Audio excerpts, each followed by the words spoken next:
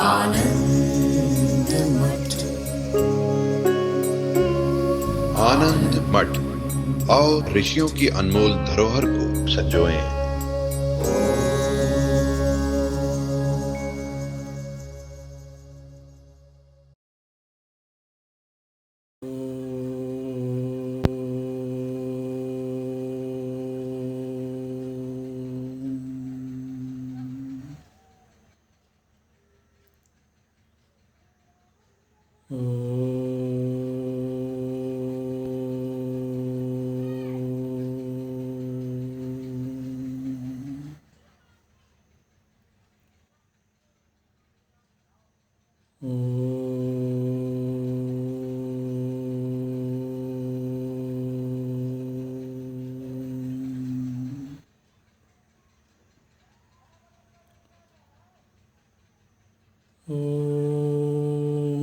भद्रं कर्णेभिः शृणुयाम देवाः, भद्रं पश्येमाक्षभिर्यजत्राः, स्थिरैरङ्गैस्तुष्ट्वागुंसस्तनूभिः व्यशेम देवहितं यदायुः। स्वस्ति न इन्द्रो वृद्धस्रवाः, स्वस्ति नः पूषा विश्ववेदाः, स्वस्ति नस्तार्क्ष्यो अरिष्टनेमिः, स्वस्ति नो बृहस्पतिर्दधातु। ॐ शान्ति शान्ति शान्तिः।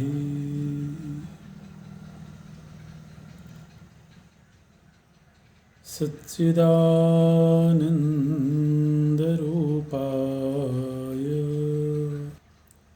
विश्वोत्पत्त्यादिहेतवे तापत्रयविनाशाय श्रीकृष्णाय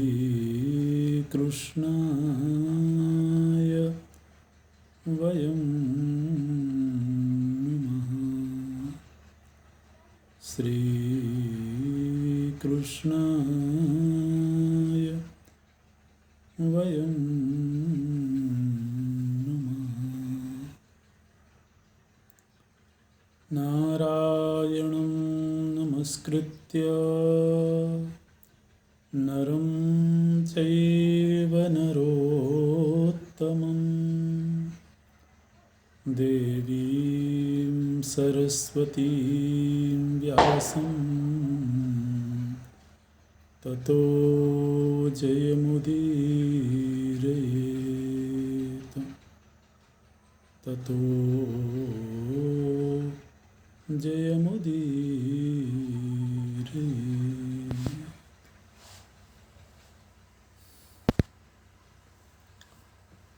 द्वैत वन में महाराज युधिष्ठिर और द्रौपदी जी के बीच में संवाद होता है, और इस संवाद में द्रौपदी जी का ये निर्णय है कि क्षमा और क्रोध दोनों की जीवन में आवश्यकता होती है।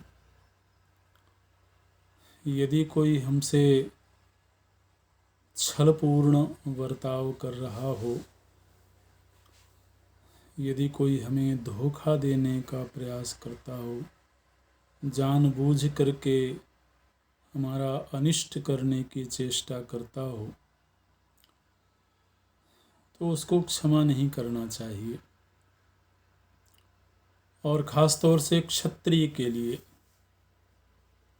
ब्राह्मण के लिए तो ये धर्म है कि वो किसी के प्रति भी क्रोध न करे, क्षमा उसका स्वाभाविक गुण होना चाहिए।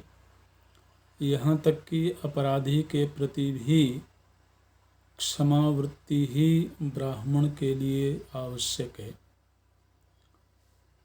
लेकिन क्षत्रिय के लिए, चूँकि क्षत्रिय ही दंडाधिकारी भी होता है, तो उसे अपराधी को दंड भी देना चाहिए और दंड देने के लिए क्षमा का त्याग करना होगा। ये द्रौपदी जी का निर्णय है, उनका अपना विचार है। महाराज युधिष्ठिर का ये निर्णय है कि नहीं, क्षमा ही सर्वोत्तम गुण है और क्षमा ही सर्वोत्तम धर्म है। क्षमा ही अध्यात्म का मार्ग प्रशस्त करता है। फिर इसी चर्चा में भीमसेन भी शामिल हुए हैं और भीमसेन का निर्णय ये है कि निश्चित रूप से धर्म सर्वोपरि है, किंतु धर्म का अनुष्ठान बिना धन के नहीं हो सकता है। धर्म करने के लिए भी धन की आवश्यकता है और क्षत्रिय को अपने बाहुबल से ही धन का अर्जन करना चाहिए। क्षत्रिय भिक्षा मांग करके धन का संग्रह नहीं कर सकता है, वो उसके लिए अधिकृत नहीं है। ब्राह्मण भी धर्मानुष्ठान करता है और उसे धर्मानुष्ठान के लिए जितने आवश्यक धन की आवश्यकता है वह भिक्षा के द्वारा अर्जित करता है। लेकिन क्षत्रिय को भिक्षा मांगने का अधिकार नहीं है। तो एक तरफ हमें धर्म भी करना है और दूसरी तरफ हमें भिक्षुक बन करके धन का संग्रह भी नहीं करना चाहिए। ऐसी स्थिति में निश्चित रूप से अपने बाहुबल से, अपने पराक्रम से ही धन का अर्जन होना चाहिए।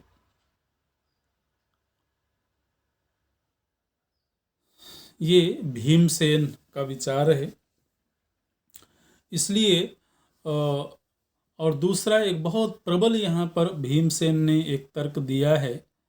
भीमसेन ने कहा कि हम कब तक समय की प्रतीक्षा करेंगे। आपने तो अपने आप को 13 वर्ष की सीमा में बांध लिया है, लेकिन मैं इस 13 वर्ष की सीमा को स्वीकार नहीं करता हूं।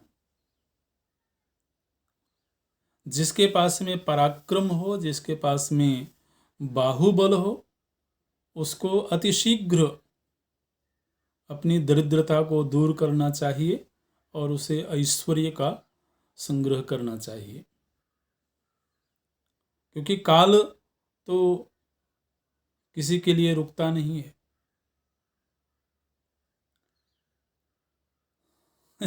एक दृष्टांत दिया है भीमसेन ने। बोलते हैं कि जैसे अंजन की जो डिबिया होती है, पहले लोग अंजन लगाते थे, तो अंजन की डिबिया होती है, उसमें सलाका से अंजन निकालना होता है। तो सलाका को अंजन की डिबिया में डाला और उसमें जितना लग गया फिर उसी को आँख में लगाते थे। तो बोलते हैं कि जिस तरह से सलाका से अंजन निकालते निकालते एक दिन वो डिबिया खाली हो जाती है, इसी तरह से इस जीवन का कोई ठिकाना नहीं है।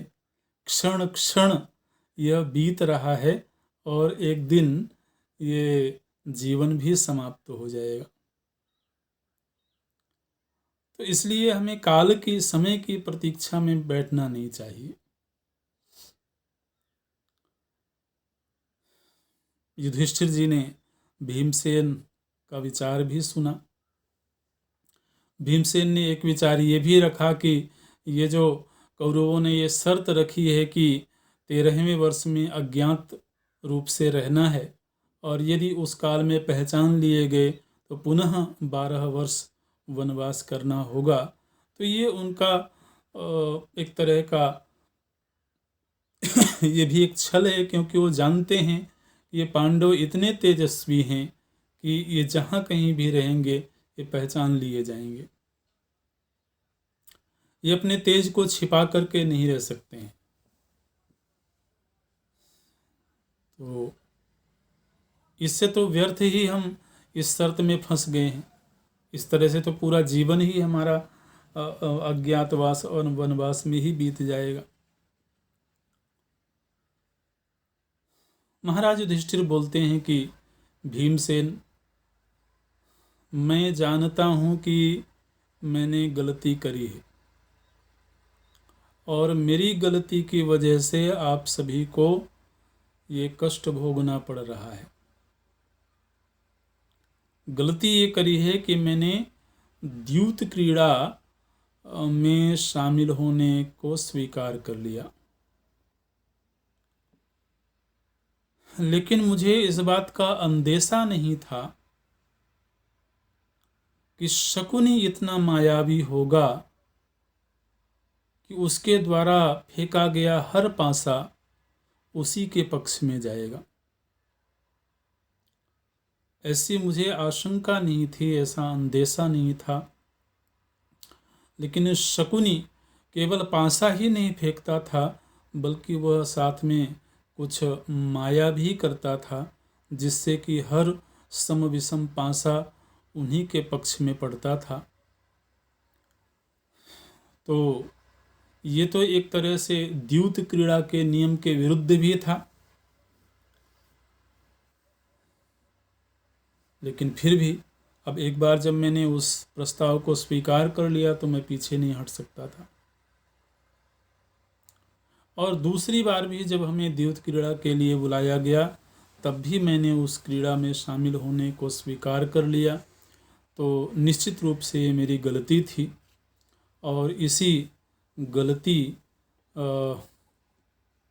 की वजह से आप सभी को कष्ट भोगना पड़ रहा है। लेकिन फिर भी मैं अपने वचन से पीछे नहीं हटूंगा। मैंने यदि इस शर्त को स्वीकार किया, यदि हमारी पराजय हुई तो हम 12 वर्ष वन में रहेंगे, 1 वर्ष अज्ञात में रहेंगे, तो फिर मुझे तो इसका पालन करना ही होगा। तो इस तरह से ये चर्चा हुई।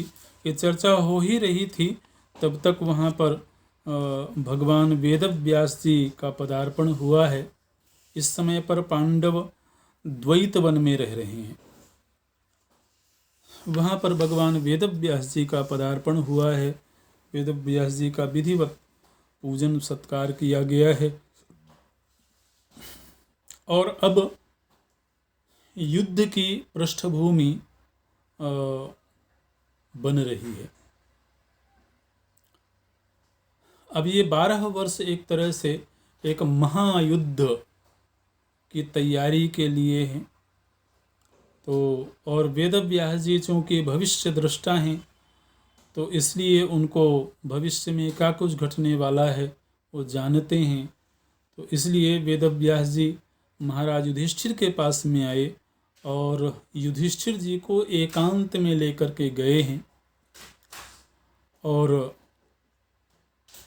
वेदव्यास जी बोलते हैं कि युधिष्ठिर, तुम मेरे प्रति शरणागत हो, तुम मेरे प्रिय हो, इसलिए तुम्हारे हित के लिए मैं तुमसे ये बात कहता हूँ कि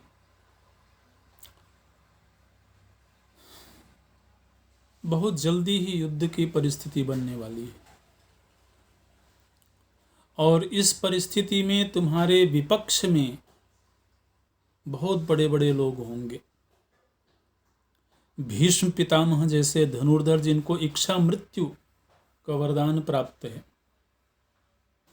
द्रोणाचार्य जी जैसे महाधनुर्धर जिनके समकक्ष इस दुनिया में कोई नहीं है, कर्ण जैसा वीर, दुर्योधन स्वयं गदा युद्ध में पारंगत है। तो एक से एक महापराक्रमी लोग तुम्हारे विपक्ष में होंगे, तुम्हें उनके साथ युद्ध करना होगा और ऐसे लोगों पर विजय प्राप्त करना आसान नहीं है। इसलिए मैं तुमको एक विद्या प्रदान कर रहा हूँ। उस विद्या का नाम है प्रतिस्मृति। प्रतिस्मृति नाम की एक विद्या मैं तुमको दे रहा हूँ और ये विद्या तुम अर्जुन को दे देना। वेदव्यास जी बोलते हैं कि विद्या मैं तुम्हें दे रहा हूँ और तुम अर्जुन को ये विद्या प्रदान करना और अर्जुन को तपश्चर्या के लिए तुम कहना। इस प्रतिस्मृति विद्या को प्राप्त करके और अनुष्ठान विधि भी बता रहे हैं। तो इस अनुष्ठान विधि के अनुसार अर्जुन को तुम आदेश देना कि अर्जुन हिमालय पर जाएं और वहाँ जाकर के इस विद्या के आधार पर वो तपश्चर्या करें और तपश्चर्या करके वो भगवान शिव, देवराज इंद्र, वरुण, कुबेर और धर्मराज, इन देवताओं की स्तुति करें। इनको प्रसन्न करके इनके जो विशिष्ट अस्त्र हैं उन अस्त्रों को प्राप्त करें। अर्जुन में ही यह योग्यता है कि वो भगवान शिव को अपने तप से प्रसन्न कर सकते हैं और उन्हें प्रसन्न करके उनका पाशुपत अस्त्र भगवान शिव जी के पास में है, महातेजस्वी अस्त्र है, तो वो भगवान शिव से प्राप्त करें। इसी तरह से कुबेर के पास में जो अस्त्र है, वरुण के पास में वारुणास्त्र पाश है, उसे अर्जुन प्राप्त करें।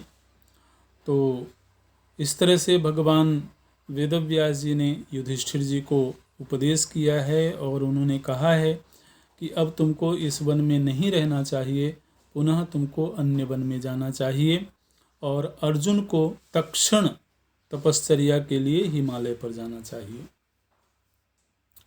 ये कह करके वेदव्यास जी चले गए हैं और धर्मराज युधिष्ठिर तो उस मंत्र का मनन करने लगे जो उन्हें विद्या प्राप्त हुई थी और पुनः द्वैत वन को छोड़ करके ये पांडव काम्यक वन में चले गए।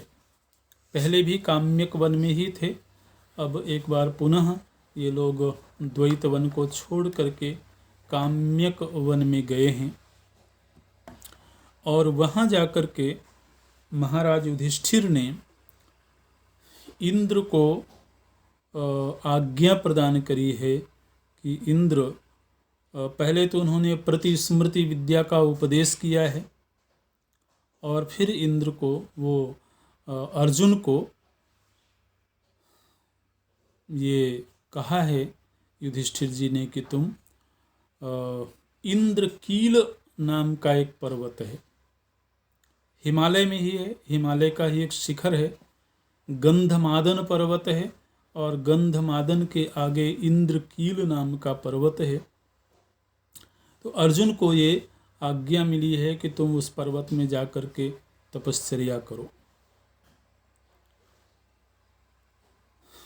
अपने भाइयों और द्रौपदी जी से आज्ञा लेकर के अर्जुन चले हैं तपश्चर्या के लिए।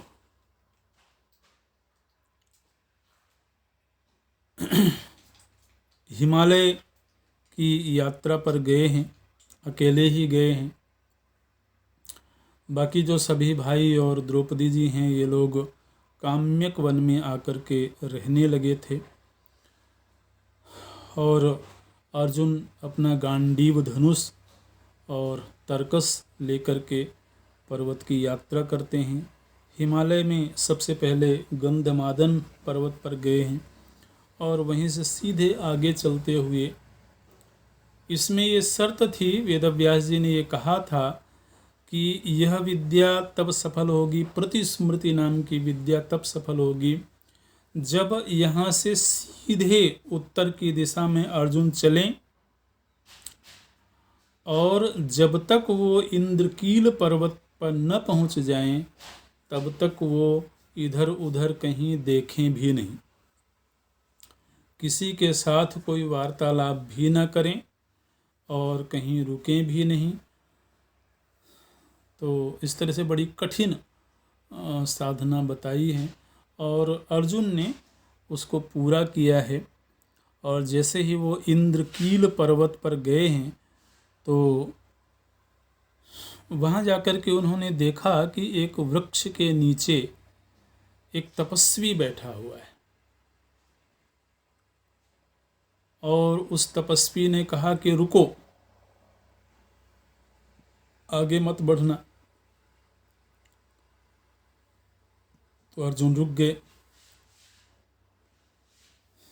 फिर उन तपस्वी ने कहा कि ये शांत स्थान है, तपस्वियों का स्थान है, यहाँ पर आयुधों की कोई आवश्यकता नहीं है, इसलिए अस्त्र शस्त्र धारण करने वाला व्यक्ति इस स्थान पर नहीं आ सकता है। तुम अपने अस्त्र शस्त्रों का त्याग कर दो, तभी तुम इस इंद्रकील पर्वत के भीतर जा सकते हो।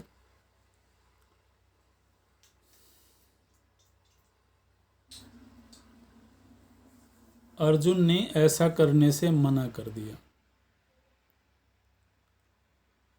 अर्जुन ने कहा कि मैं अपने अस्त्र शस्त्र तो नहीं छोड़ूंगा।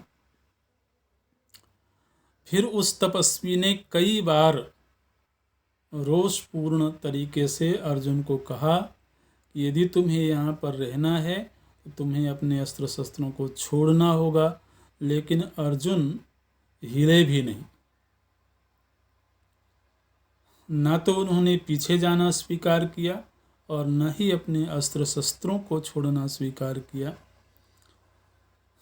तब वो तपस्वी जो थे वो मुस्कुराने लगे और फिर उन्होंने कहा कि मैं इंद्र हूँ और मैं तुम्हारे दृढ़ता की परीक्षा ले रहा था और तुम मुझसे जो भी मांगना चाहो मांग लो। अर्जुन ने कहा कि मैं आपका विशिष्ट अस्त्र चाहता हूँ। इंद्र देवता ने कहा कि अर्जुन, तुम्हें अवश्य ये अस्त्र मिलेगा, लेकिन सबसे पहले तुम्हें भगवान शिव को प्रसन्न करना होगा और भगवान शिव यदि एक बार प्रसन्न हो गए तो उसके बाद तुम्हें सारे अभीष्ट अस्त्र शस्त्र प्राप्त हो जाएंगे। तो तुम पहले यहीं तपश्चर्या करते हुए भगवान शिव को प्रसन्न करो और उसके बाद में तुम्हें यहाँ से सीधे स्वर्ग में आना है। स्वर्ग में ही मैं तुम्हें मिलूँगा और वहाँ पर फिर मैं तुम्हें जो मेरी विशिष्ट विद्याएं हैं उनका मैं तुम्हें अभ्यास करवाऊँगा और तुम्हें अपने विशेष अस्त्र शस्त्र प्रदान करूँगा। लेकिन उसके पहले तुम्हें पाशुपतास्त्र प्राप्त करना है भगवान शिव को प्रसन्न करके। ऐसा कह करके इंद्रदेव अंतर्धान हो गए और अर्जुन उसी पर्वत में तपश्चर्या करने लगे।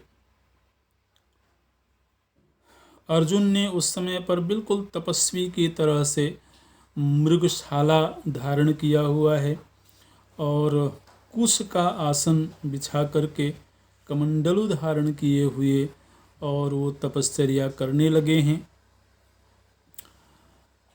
प्रायः हमारे शास्त्रों में शारीरिक तपश्चर्या का जब प्रसंग आता है तो उसमें मुख्य रूप से आहार संबंधी तप बताया जाता है। तो यहाँ पर बताते हैं कि अर्जुन तीसरे दिन माने 3-3 दिन के अंतराल से पेड़ों से गिरे हुए सूखे पत्ते केवल खा करके और अपना जीवन बिताते थे और जो उनको विद्या प्रदान की गई थी, जो मंत्र दिया गया था, उसका वो जप करते थे, अनुष्ठान करते थे। इसी तरह से जब दूसरा महीना आया तो वो जो अंतराल था वो और बढ़ गया। 6-6 दिन में वो सूखे पत्ते ग्रहण करते थे और तीसरे महीने में वो 15 दिन का अंतराल उन्होंने कर दिया। और उसके बाद में चौथे महीने में वो खड़े हो करके बड़ी अद्भुत तपस्या है। तो खड़े हो करके और केवल पूरे पैर से नहीं, पैर का जो अंगूठा है उस अंगूठे के ऊपर खड़े हो करके और दोनों हाथ ऊपर करके और फिर वो तपस्या करने लगे। उस समय बाद उन्होंने आहार पूरी तरह से छोड़ दिया था, केवल वायु पर आश्रित हो गए थे और विरक्त सन्यासियों की तरह उनकी जटाएं हो गई थी, पीली पीली जटाएं हो गई थी। और इस तरह से घोर तपस्या जब अर्जुन के द्वारा की गई तो भगवान शिव के पास ऋषियों का समागम हुआ है और ऋषियों ने भगवान शिव से प्रार्थना करी है कि आपको प्रसन्न करने के लिए अर्जुन ने बड़ी घोर तपस्या करी है और आपको अर्जुन के ऊपर प्रसन्न होना चाहिए। भगवान शिव ऋषियों को वचन देते हैं कि निश्चित रूप से मैं अर्जुन को उसका अभीष्ट प्रदान करूंगा, मैं अर्जुन की तपस्या से बहुत प्रसन्न हूँ। और फिर भगवान शिव अर्जुन के पास गए हैं, लेकिन शिव रूप में नहीं गए हैं। भगवान शिव जी ने एक भील का वेश बनाया है, किरात बोलते हैं। किरात एक भीलों की एक योनि होती है, तो उन्होंने भील का एक वेश बनाया है और उनका जो शरीर है बिल्कुल सोने की तरह चमकता हुआ शरीर है। उनकी जो वेशभूषा है वो भील की तरह से है और माता पार्वती जी ने भीलनी का वेश बनाया है और उनके साथ उनके जो परिकर हैं वो परिकर भी सब भीलों के वेश में उस जगह पर गए हैं, धनुष बाण लिए हुए हैं और उनको देख करके ऐसा नहीं लगता है कि ये शिव जी हैं या कोई देवता हैं, बिल्कुल भील की तरह ही दिखाई देते हैं। और अर्जुन देखते हैं कि भीलों का एक समुदाय कहीं से आ रहा है, तो अर्जुन ने बहुत ध्यान नहीं दिया उनकी ओर और इतने में ही एक बड़ा विकराल सूकर वन से आता हुआ दिखा और वो जो सूकर है वह एक राक्षस था और वह राक्षस मूक नाम का दानव था असल में। तो वो सूकर बना हुआ था और वो अर्जुन के ऊपर झपटना ही चाह रहा था। अर्जुन की ओर उसने दृष्टि लगा रखी थी। तो इधर सामने वो सूकर है और थोड़ी देर में ही वो भील समुदाय भी पहुंच गए अपने सरदार के साथ में और भगवान शिव भीलों के सरदार बने हुए हैं, उन्होंने धनुष बाण ले रखा है। और जैसे ही उस सूकर के ऊपर अर्जुन ने सरसंधान करना चाहा, वैसे ही वो जो भील थे, भीलों के सरदार थे, उन्होंने रोक दिया। उन्होंने कहा कि तुम इसके ऊपर बाण मत चलाना, ये मेरा शिकार है, इसलिए मैं इस पर बाण चलाऊंगा। अर्जुन बोलते हैं कि नहीं, ये मेरे ऊपर आक्रमण करना चाह रहा है, इसलिए आत्मरक्षा में सबसे पहले मुझे इसका शिकार करना चाहिए, मेरा अधिकार है। और इस तरह से अर्जुन और उस भील के बीच में एक बहस शुरू हो गई, एक द्वंद्व शुरू हो गया। इतने में ही क्रोध में आकर के अर्जुन ने बाण चलाया, लेकिन जिस क्षण में अर्जुन ने बाण चलाया उसी क्षण में वो भील सरदार ने भी बाण चलाया और दोनों के बाण एक साथ जाकर के उस सूकर को लगे और फिर कई बाण चलाए गए दोनों ओर से और वह सूकर धराशायी होकर के गिर गया। अब दोनों के बीच में ये बहस शुरू हो गई कि ये किसका शिकार है। अर्जुन बोले ये मेरा शिकार है, वो भील सरदार बोले कि मेरा शिकार है। और ये वो बहस इस हद तक बढ़ गई कि दोनों के आपस में ही युद्ध होने लगे। अर्जुन और भगवान शिव जो कि भील के वेश में थे, उन दोनों के बीच ही युद्ध शुरू हो गया और बड़ा घोर युद्ध हुआ है। अर्जुन बाण मारते हैं और भगवान शिव ऐसे हाथ से पकड़ लेते हैं। भयावह बाणों का वो संधान करते हैं, लेकिन बड़ी सहजता से, जैसे तिनके को कोई व्यक्ति पकड़ ले उस तरह से भगवान शिव पकड़ लेते हैं और उसको तोड़ देते हैं। अर्जुन को आश्चर्य होता है कि ये एक साधारण भील है, लेकिन इसमें इतनी सामर्थ्य कहाँ से है। और इतने बाण उन्होंने मारे कि अर्जुन के पास जितने बाण थे सब खत्म हो गए। धनुष के नोक से वो मारने लगे हैं और धनुष को पकड़ करके शिवजी ने तोड़ दिया। अर्जुन के पास में तलवारें थी, तलवारों को उन्होंने चलाया है, तलवारों को पकड़ करके तोड़ दिया। और एक तरह से अर्जुन उस समय पर शस्त्रहीन हो गए। अर्जुन के पास में कोई अस्त्र शस्त्र नहीं रह गया। तो अर्जुन थोड़ा सा परेशान हुए और आश्चर्यचकित भी हैं कि ये कोई अद्भुत व्यक्ति है। फिर उन्होंने भगवान शिव जी की आराधना के लिए एक मिट्टी की एक वेदी बनाई। मिट्टी की वेदी बना करके और विधिवत आचमन आदि करके उसमें भगवान शिव का आह्वान किया और आह्वान करके पूजा करने लगे। और भील जो है वो अपनी जगह पर खड़े हैं। अब अर्जुन ने एक बड़ा आश्चर्यजनक दृश्य देखा कि अर्जुन जब वो जो मिट्टी पार्थिव शिवलिंग जो उन्होंने बनाया हुआ था, तो जब वो पुष्प शिवलिंग के ऊपर चढ़ावें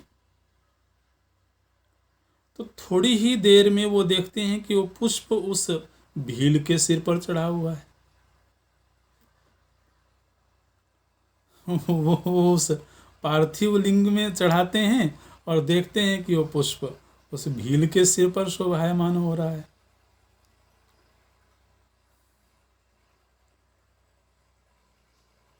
अर्जुन एकदम से सजग हुए और उन्होंने समझ लिया कि ये किरात वेश में भगवान शिव हैं।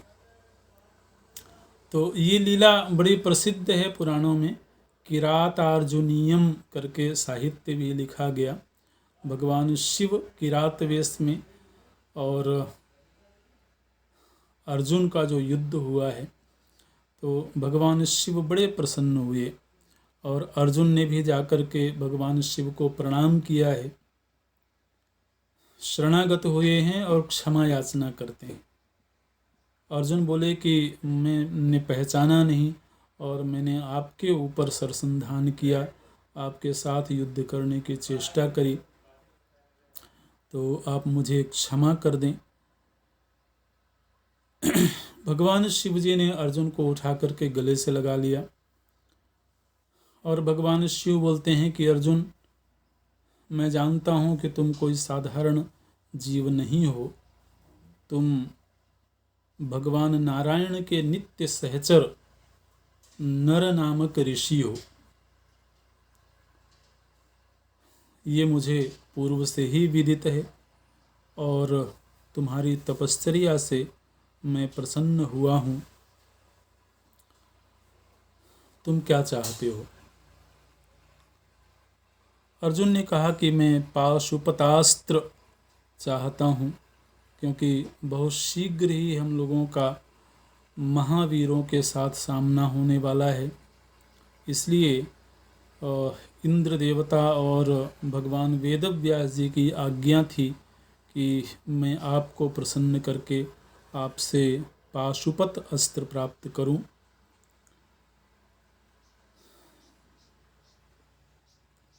और आज मेरा परम सौभाग्य है कि मुझे आपका साक्षात दर्शन प्राप्त हुआ। इस अस्त्र को प्राप्त करने के बहाने मुझे आपका दर्शन, आपका स्पर्श प्राप्त हुआ है।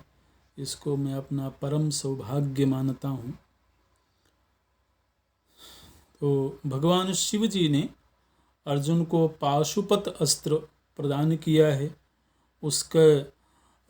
उसकी पूरी विधि भगवान शिव जी ने सिखाया है और साथ ही उसका संधान करना और उसका निरोध करना, ये विधि सिखाई है उन्होंने। और साथ ही भगवान शिव ने कहा कि ये किसी साधारण मनुष्य के ऊपर इस अस्त्र का प्रयोग कभी मत करना, अन्यथा तो प्रलय आ जाएगा। तो कब किसके ऊपर इसका प्रयोग किया जाना चाहिए, वो विधि भी भगवान शिव जी ने अर्जुन को सिखाई है। और भगवान शिव से मिलकर के अर्जुन अत्यंत भावुक हैं। भगवान शिव जी ने कहा कि अब तुम सीधे यहाँ से स्वर्गलोक को जाओगे। और जैसे ही भगवान शिव वहाँ से अंतर्धान हुए हैं, अर्जुन अभी वहीं हैं, अपनी तपस्थली में ही हैं। भगवान शिव अंतर्धान हुए हैं पाशुपत विद्या और पाशुपत अस्त्र प्रदान करके। और भगवान शिव के अंतर्धान होते ही वहाँ पर जितने अन्य देवताओं की साधना के लिए अर्जुन आए थे, वो सब के सब देवता वहाँ पर प्रकट हो गए। कौन कौन से देवता प्रकट हुए हैं? तो जल तत्व के देवता हैं वरुण, और धन के देवता हैं कुबेर, धर्मराज यमराज और देवराज इंद्र। ये सब देवता प्रकट हुए हैं और सभी ने अर्जुन को आशीर्वाद दिया है और अर्जुन के ऊपर सभी प्रसन्न हैं। सभी ने अपने अपने अस्त्र दिए हैं। यमराज के पास में यमदंड होता है, जिसके द्वारा वो दंड विधान करते हैं। तो वो यमदंड यमराज के पास में होता है। वो यमदंड उन्होंने अर्जुन को प्रदान किया है। इसी तरह से वरुण देवता के पास में वरुण पाश होता है। तो वो वरुण पाश कई प्रसंगों में हम सुनते हैं कथाओं में कि वरुण पाश में बांध लिया गया, इस तरह से। तो वो वरुण पाश वरुण देवता के द्वारा प्रदान किया गया है। और कुबेर के द्वारा अंतर्धान नाम का एक अस्त्र है जो अर्जुन को प्रदान किया गया है। और फिर जब इंद्र देवता की बारी आई तो इंद्र देवता ने कहा कि अर्जुन, मैं तुम्हें यहाँ पर कोई अस्त्र प्रदान नहीं करूँगा। अभी अति शीघ्र हम लोगों के जाते ही मेरा रथ यहाँ तुम्हारे पास में आएगा। मातली इंद्र देवता का जो रथ है उसका संचालन करते हैं मातली।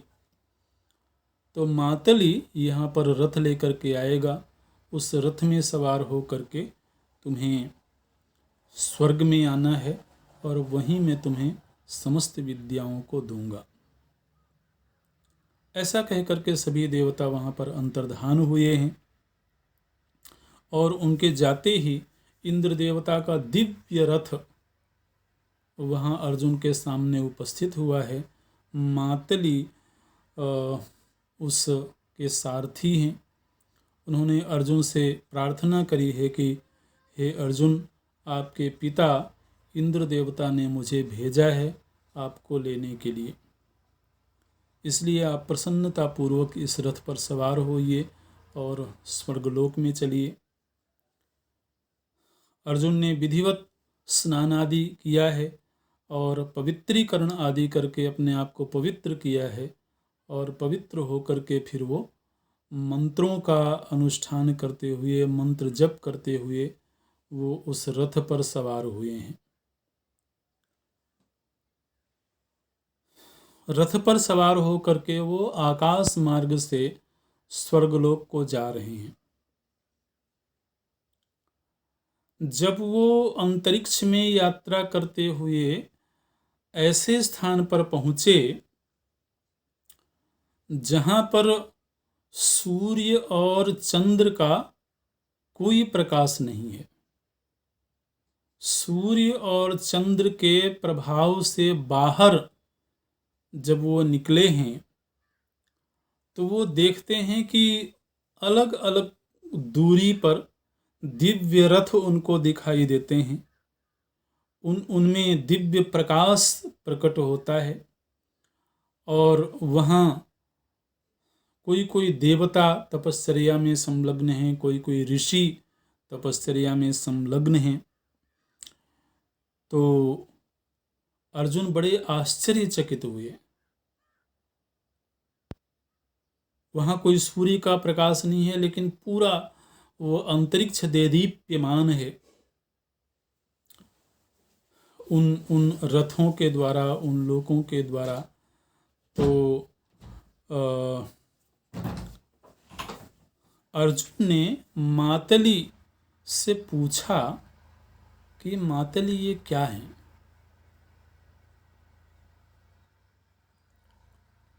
तो मातली ने कहा कि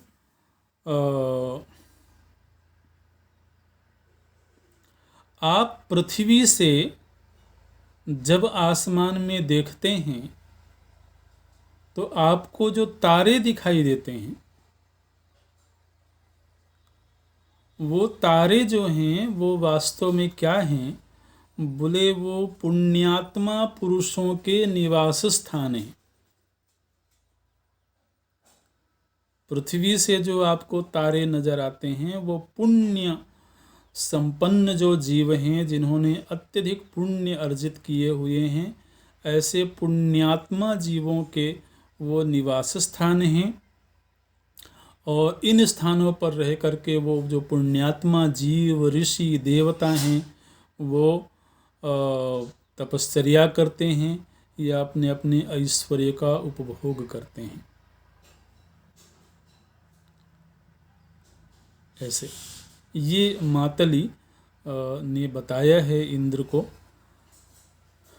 और चूंकि ये सब दिव्य लोक हैं, दिव्य स्थितियां हैं, तो अभी विज्ञान के पास में वो सामर्थ्य नहीं है कि वो ऐसे यंत्रों का अनुसंधान कर पावें जो कि उन लोकों में, उन स्थानों पर जा कर के उनके रहस्य को खोज सकें। लेकिन ऋषियों के पास में वो शक्तियां हैं, वो अलौकिक शक्तियां हैं ऋषियों के पास, देवताओं के पास।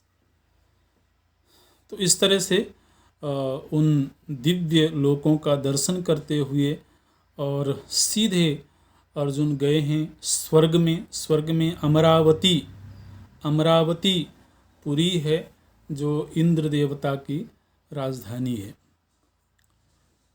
इंद्र देवता की राजधानी में जब अर्जुन पहुँचे तो वहाँ रहने वाले जो दिव्य दिव्य लोग हैं वो सब इंद्र की अगवानी के लिए वहां प्रतीक्षारत थे।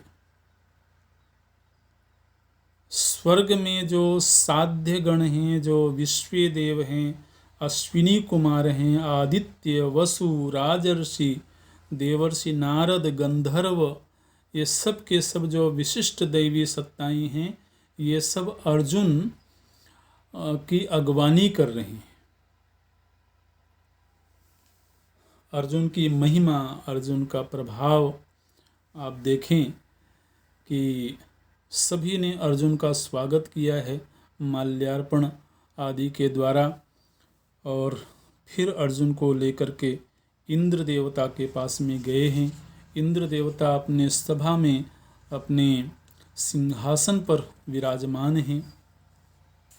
इंद्र देवता ने जैसे ही अर्जुन को आया हुआ देखा तो तुरंत ही पकड़ करके उन्होंने गले लगा लिया। अर्जुन ने प्रणाम किया है सिर रख करके, और इंद्र देवता ने उनको गले लगाया और फिर अपनी गोद में बिठा लिया है।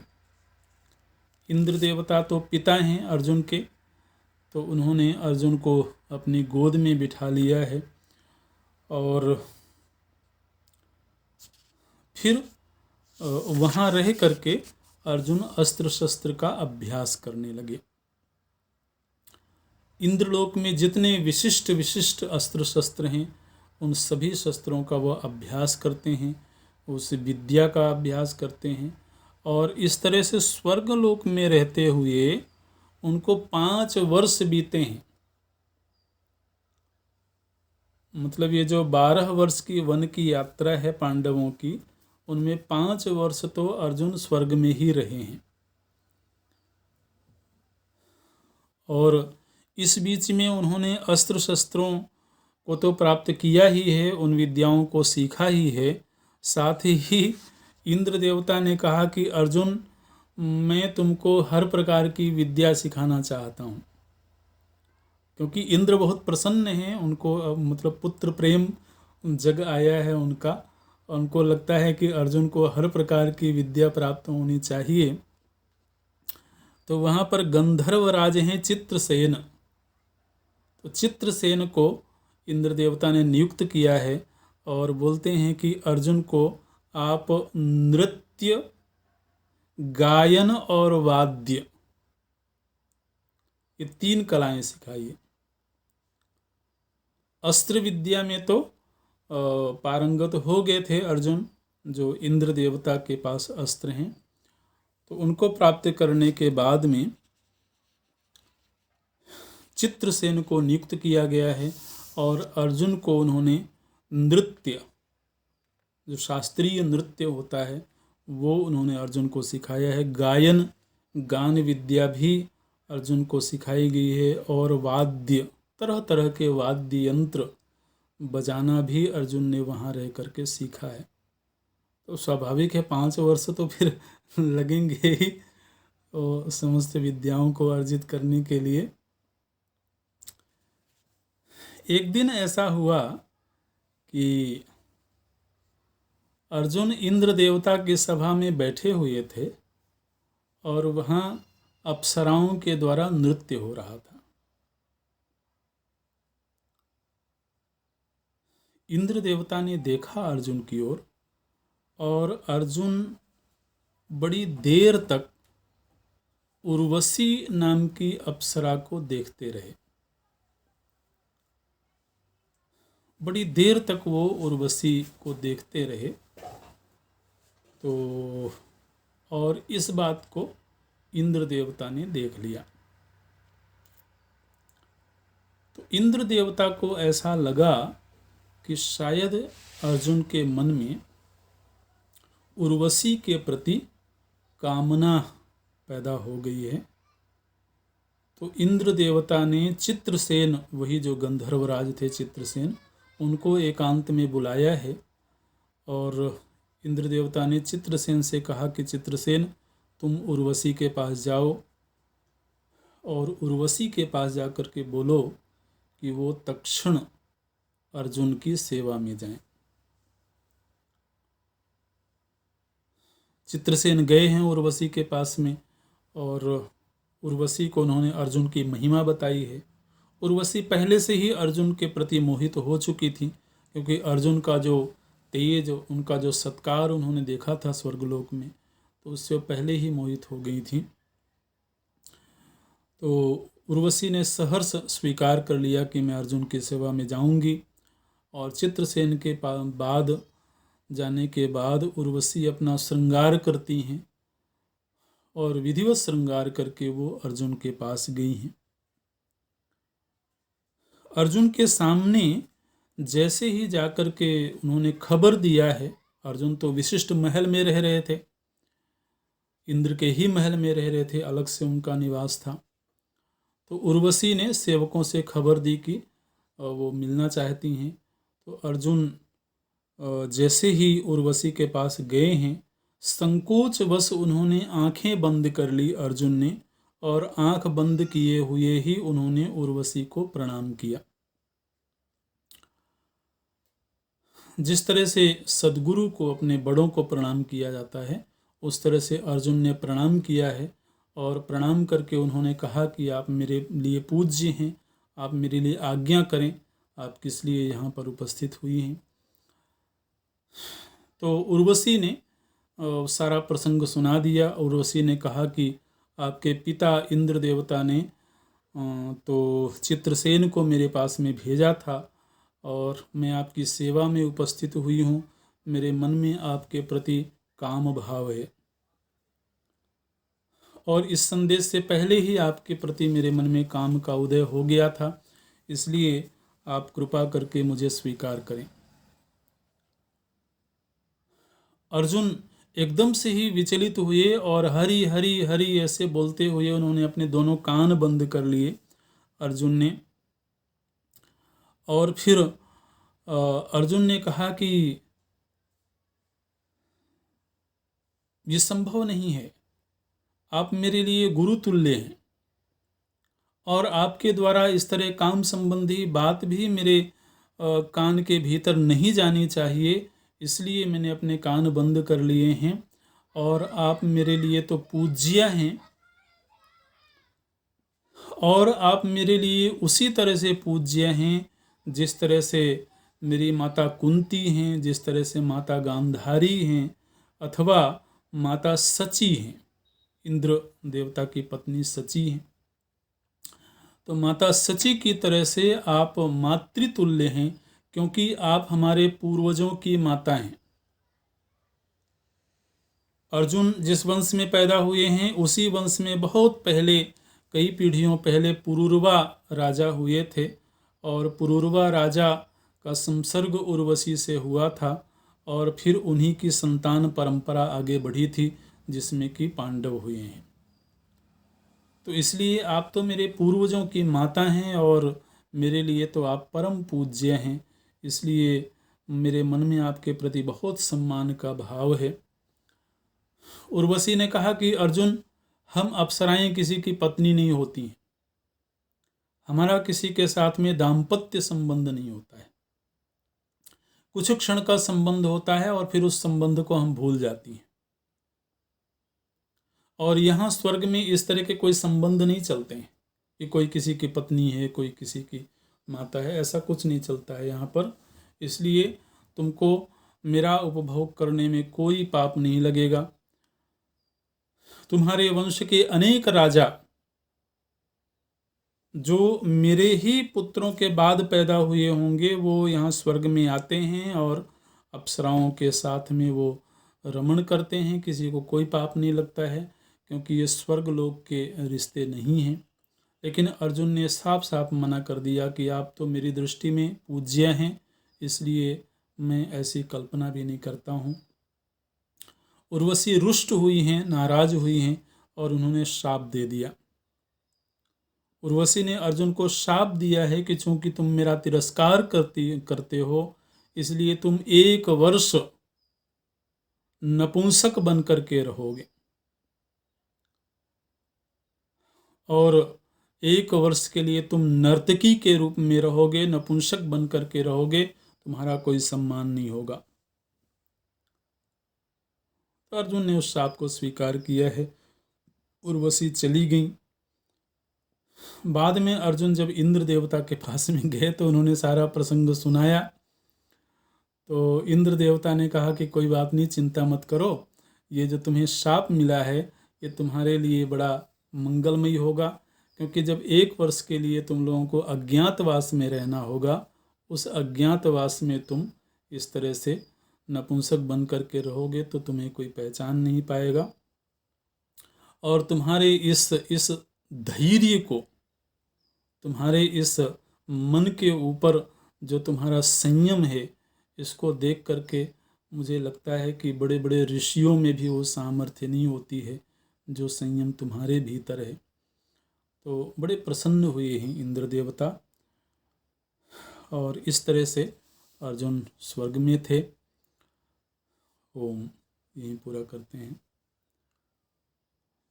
ओम पूर्णमदः पूर्णमिदं पूर्णात् पूर्णमुदच्यते पूर्णस्य पूर्णमादाय पूर्णमेवावशिष्यते। ओम शांति शांति शांति। हरि ओम। श्री गुरुभ्यो नमः। हरि ओम।